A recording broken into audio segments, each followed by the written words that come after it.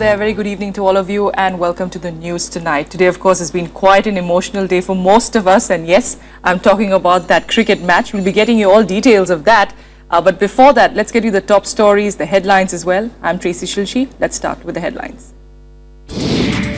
Heartbreak for Indian cricket fans across the world. Dhoni and team fail to make it to the World Cup finals, lose by 95 runs to Australia.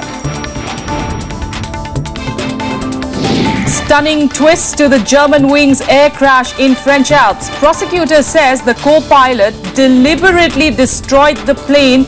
Black box suggests the pilot was locked out of the cockpit. Supreme Court allows government to finalize spectrum auction results. Order will allow Exchequer to collect upfront payment of over 28,000 crore rupees. Foreign outflow fears spook markets. Sensex sheds over 600 points to register its biggest fall in 10 weeks. Bihar Chief Minister Nitish Kumar meets Prime Minister Narendra Modi, tells him that the state cannot fulfill the Finance Commission's recommendations. To the top international story that we've been tracking, a shocking twist to the Germanwings plane crash probe. French officials say that the co-pilot may have deliberately destroyed the plane. This just hours after evidence from the plane's voice recorders indicated that the main pilot was locked right before the plane's descent. Efforts are now on to find flight recorders for further evidence. Evidence available so far suggests that Germanwings plane crash could have been intentional and deliberate. Audio from the cockpit voice recorder reveals the plane's captain was locked out of the cockpit while the co-pilot appeared to make a deliberate attempt to destroy the plane. Reports suggest that there was absolute silence in the cockpit as the pilot fought to re-enter it. Aux commandes de cet avion Airbus A320, que le copilote manipule les boutons du Flight Monitoring System pour actionner la descente de l'appareil. French prosecutors said 28-year-old co-pilot Andreas Lubitz was a German national. He is not in any terrorism lists.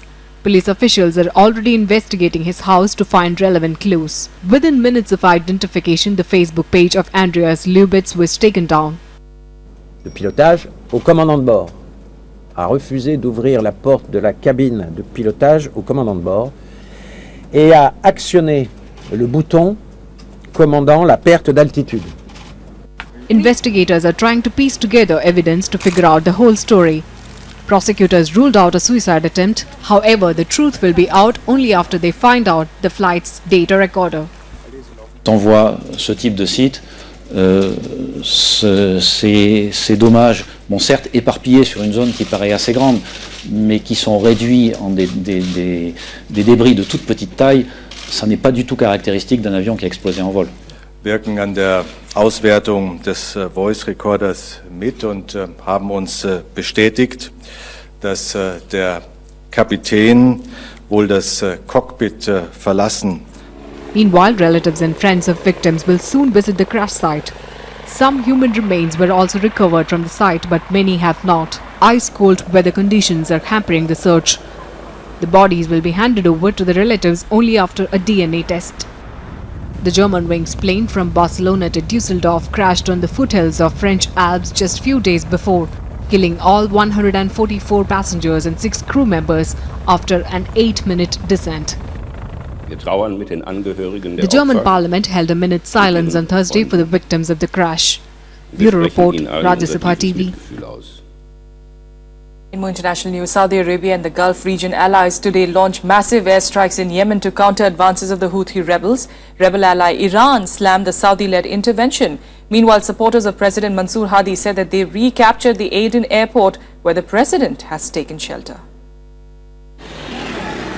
Yemen in the verge of a fully blown civil war.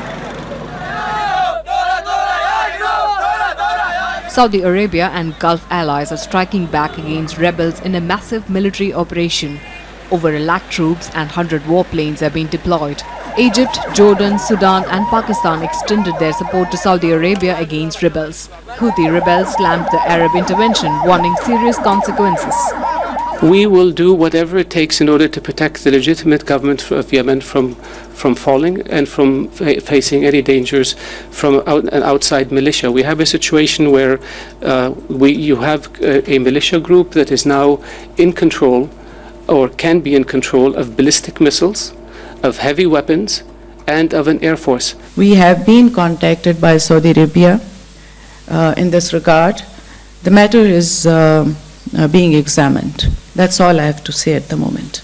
Yemen's president appears to be losing control of his last stronghold. Reports suggest that he has fled to a safer location from the presidential compound. Yemen's foreign minister said Hadi is in a safe location and they have taken control of the crucial airport in Aden. حاولون طبعا الهجوم على الرئيس، حاولوا اليوم قصف الرئيس بالطائرات، حاولوا أيضا اقتحام بعض المؤسسات في المناطق المحاذية لعدن. الحمد لله حتى الآن لا تزال عدن صامدة. Meanwhile, Arab foreign ministers are meeting in Egypt to review the situation. The US has authorized logistical and intelligence support for the operation, but they are not taking direct military action in Yemen. However, that path cannot be pursued as long as you have the Houthis working with former President Saleh to foment a lot of instability in the country. And so we would call on them to stop that instability and that violence and cooperate with this UN-led process. Yemen plunged into chaos since Houthi rebels started seizing control of the capital and other areas of the country in recent months. The Houthi rebels are Shiite Muslims and Saudis consider them proxies for the Shiite government of Iran. Saudi is apparently fearful of the prospect of an Iranian-run state in their southern border. Bureau Report, Rajya Sabha TV. Well, repercussions of that being felt across the world, India as well. It was a bad day for investors as markets crashed heavily. The Sensex fell over 600 points and Nifty too recorded a new low with a fall of over 2% today. The crash marked a huge reversal of sorts since only 3 weeks back, the Sensex touched 30,000 points. Thursday's crash was largely due to foreign investors pulling out after Saudi Arabia launched airstrikes in Yemen. Analysts also believe the lack of positive triggers in domestic markets is unable to take earnings higher. The Supreme Court today allowed the government to announce the winners of Wednesday's spectrum auction. The auction garnered nearly 1.10 lakh crores. The government said that it wants to realize the amount to reduce its fiscal deficit. The court permitted finalization of the auction. Government is also set to get a minimum of 28,000 crores as upfront money. The court was hearing petitions filed by some top telecom companies who call the entire auction process flawed. Former Finance Minister P. Chidambaram, in fact, saying that companies were forced to bid in thousands of crores of rupees and the companies that had won had only 10 days to pay the money. Chidambaram also warned of a hike in mobile call rates, but Attorney General Mukul Rohatgi has argued the process of the auction, proving that tender terms were workable. The court will now hear petitions challenging the tender conditions on the 16th of April. A quick break here, but up next, internal rift in AAP worsens. Yogendra Yadav and Prashant Bhushan are out of the party's national executive as well.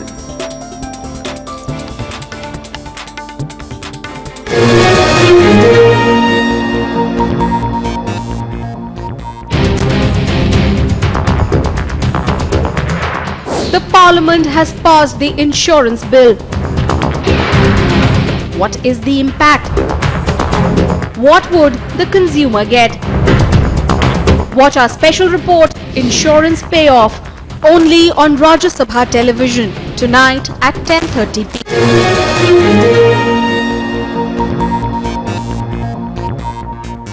Let's get you more national news now. And reconciliation efforts between the two warring factions of the Aam Aadmi Party hit a roadblock today. The party said it accepted resignations of dissident leaders Yogendra Yadav and Prashant Bhushan from the party's national executive.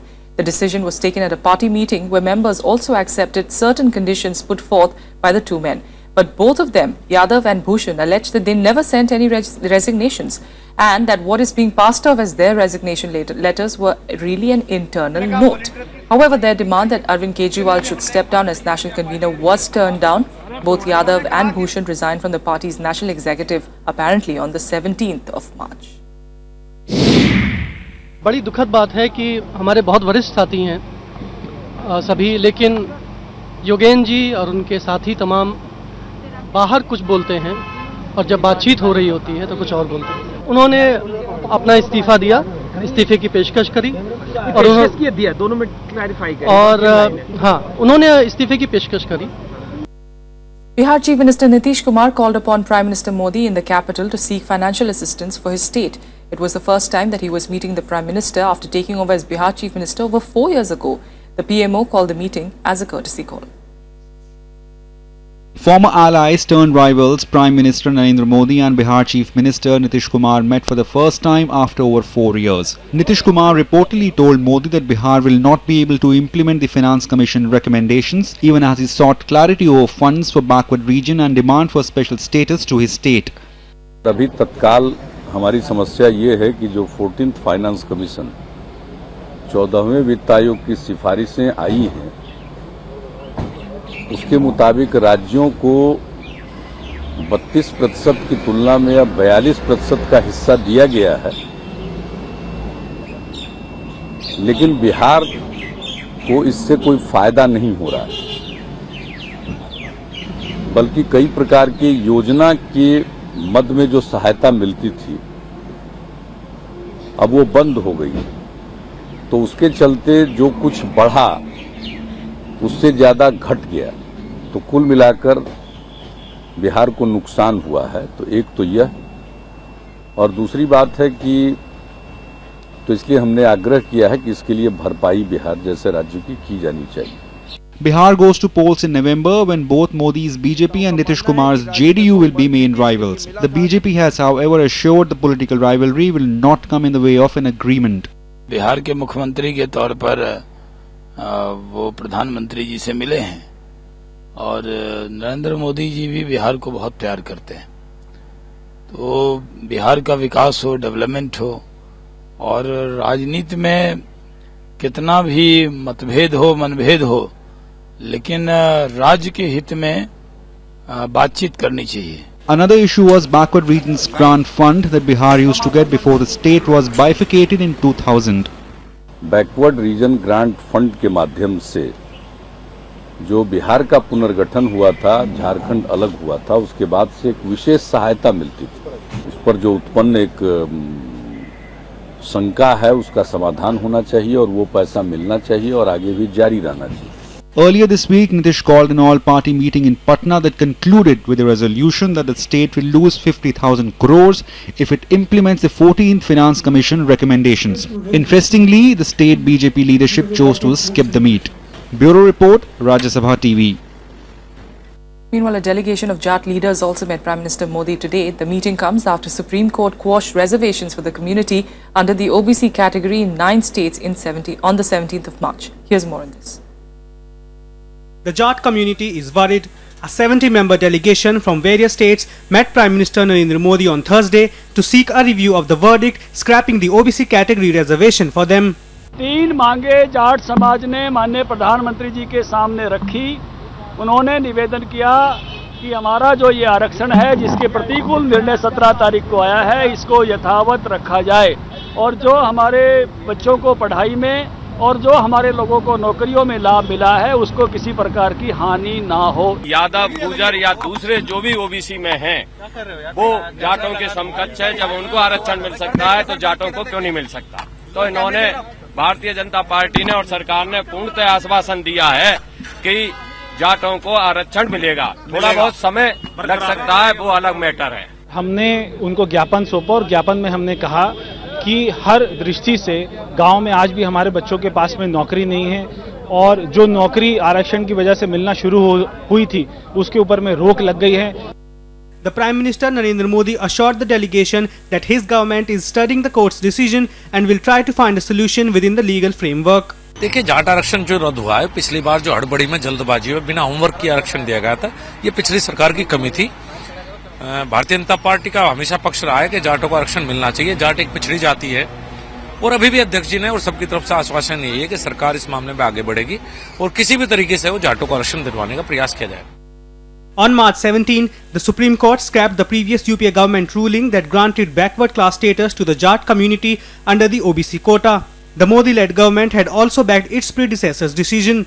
The BJP government in Haryana too come out in full support for the reservations.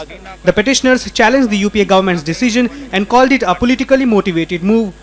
The Supreme Court has also asked government to draw new guidelines of backwardness in forming its OBC list. Bureau report for Rajya Sabha TV.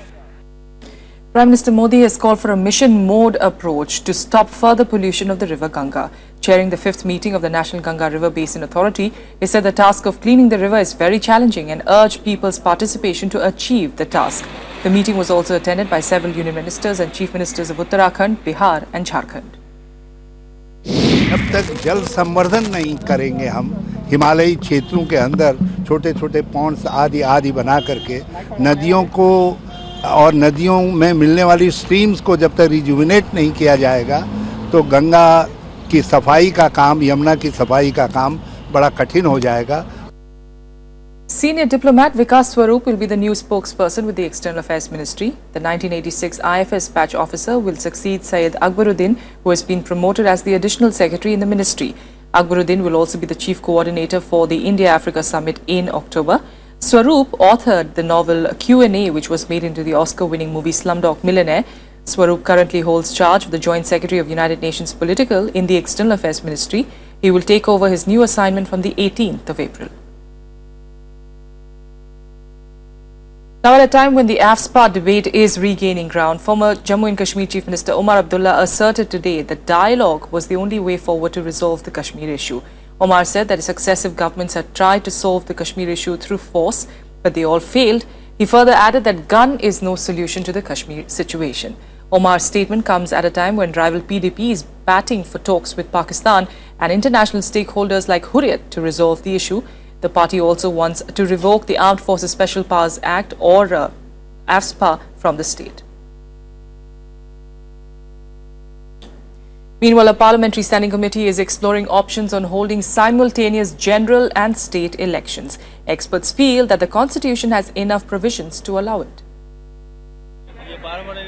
Will simultaneous elections to the Lok Sabha and the state assemblies take place after 2019, 52 years after the formation of the Indian Republic? That is the question which the Rajya Sabha Standing Committee on Personnel, Public Grievances, Law and Justice will be answering in a detailed report. The panel has sought suggestions from all national and state parties and even ordinary people and political organizations. Overall opinion, public opinion is created that why every time, every year we have to go to the polling station and vote for the government. Why not we allow the government which is elected for 5 years should see that their promises which were made in their election manifesto being implemented. The committee wants a public debate so that development work of the country can continue uninterrupted. Each year on average, elections are held in 4 to 5 states. As a consequence, the Model Code of Conduct that comes into effect puts on hold policy making for at least over a month. Moreover, elections are themselves a costly affair. In 2014, the government spent 3,246 crores on the Lok Sabha elections. This was 131% more than the total spending in 2009. In 1952, while the cost per voter was 60 paise, it had gone up many times to 15 rupees in 2014. Political parties together are estimated to have spent nearly 26,500 crore rupees. Analysts say there can be many options on holding simultaneous Lok Sabha and Assembly elections. For instance, elections to the Lok Sabha can be held in some states before the term ends, while in others whose term ends much before the decided date for the general election. A coalition government can govern under a common minimum program, or such states can be put under president's rule. Bharat सरकार एक बार ये निर्णय ले लेती है कि हमें जहाँ तक संभव हो जल्दी से जल्दी सब चुनाव एक साथ कराने हैं, तो मैं समझता हूँ साल नहीं तो 2 साल, 4 साल, 5 साल के अंदर अधिक से अधिक ऐसी स्थिति पैदा की जा सकती है कि सारे चुनाव एक साथ हों. Till 1967, simultaneous elections were held for Lok Sabha and state assemblies. Dissolution of some state assemblies in 1968 and 1969 broke this pattern. Pranav Goswami's report for Rajya Sabha TV. Let's get you more updates from across the country and nationwide. James Murdoch, Chief Operating Officer of 21st Century Fox, met Prime Minister Modi and Finance Minister Arun Jaitley on Thursday in Delhi. James Murdoch is the son of Rupert Murdoch, the founder of News Corp, which is one of the world's largest news and information service providers. 2 weeks after the rape of a 72-year-old nun in West Bengal, police have arrested 2 men. Police identified 4 of the 6 robbers through CCTV footage and detained 8 people for questioning. More arrests are expected in the next couple of days. Nasik police registered their first case under the new law banning beef, booking 3 people for allegedly slaughtering 2 calves. The police are on the lookout for the 3 accused. If convicted, the accused will face 5 years in jail with an additional fine of 1,000 rupees.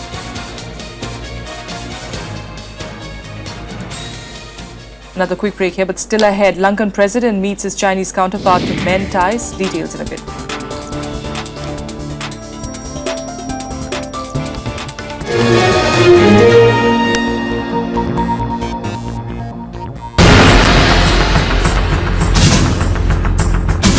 "28 years after a brutal massacre. A verdict acquitting the accused. Will Hashimpura's victims ever get justice? Watch the big picture, 9:30 p.m. on Rajya Sabha television.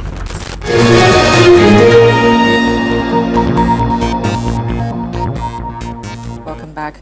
US Secretary of State John Kerry and Iranian Foreign Minister Mohammad Javad Zarif resumed negotiations on Thursday, hoping to accelerate progress towards a deal to restrain Iran's nuclear program. At last week's session, US expressed optimism of reaching the first agreement by the 31st of March. The P5+1 nations, including United States, the UK, Russia, China, France, Germany and Iran, are hoping to complete a final deal with all details worked out by the 30th of June. It will lift sanctions on Iran if the Islamic Republic agrees to curbs intended to prevent it from gaining nuclear weapons capability. Sri Lanka's new President Maithripala Sirisena on Thursday met with his Chinese counterpart Xi Jinping in Beijing. Sirisena's 6-day visit to China is being aimed at ending the stalemate over China's biggest investment project in the island nation that has been suspended over allegations of wrongdoing. Sri Lanka reportedly assured China that it will provide a favorable business environment. The talks kicked off Sirisena's first visit to China since he took office in January and made a trip to India recently. The 2 leaders also oversaw signing of 4 agreements on infrastructure and healthcare development.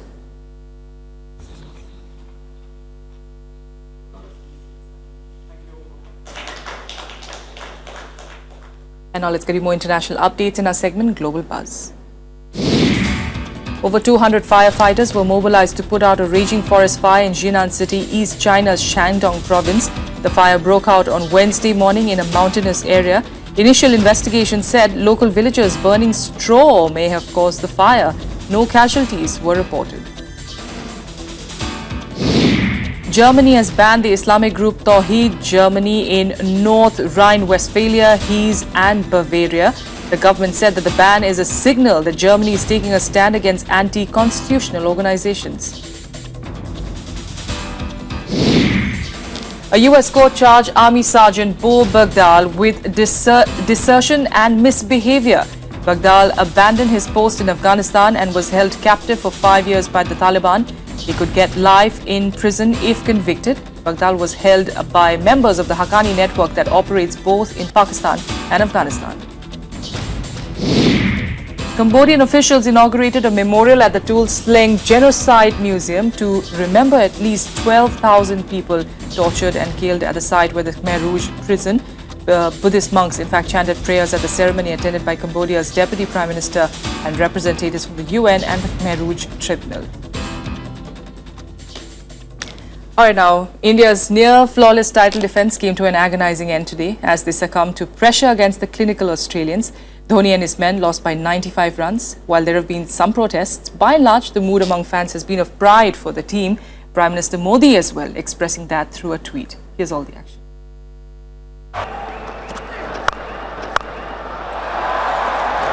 He's hit the stumps.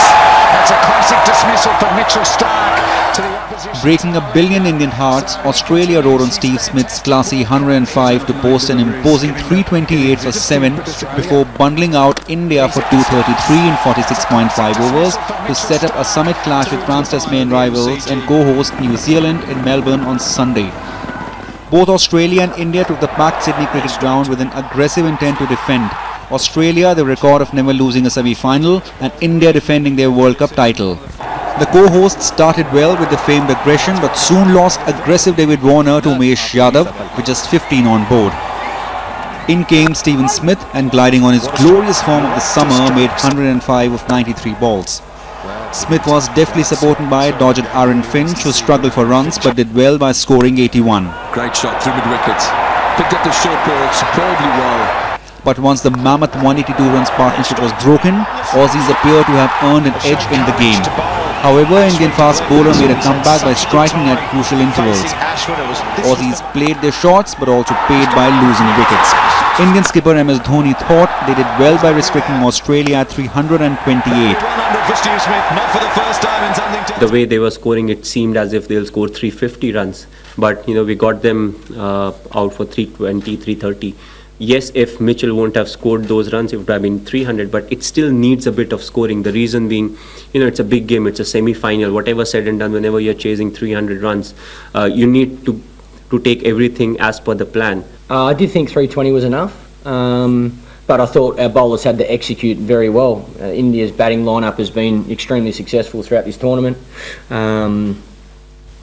They got a lot of class. They got experience in big games, in World Cups as well. So we had to. My opinion was we had to try and bowl India out. No matter how many runs we scored, we're going to try and bowl India out.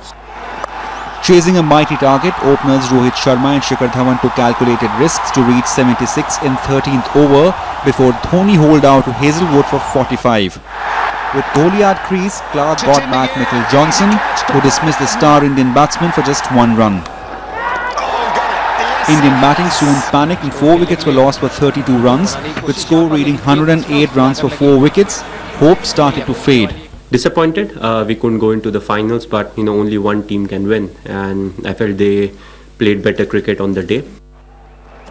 Playing possibly his last World Cup game, Captain MS Dhoni had a go at the chase but kept losing partners on the other end. Finally, Dhoni was the top scorer with 65 as India lost the high-pressure game by 95 runs. Australia were now square with New Zealand in an all-host final on Sunday. Bureau Report, Rajya Sabha TV.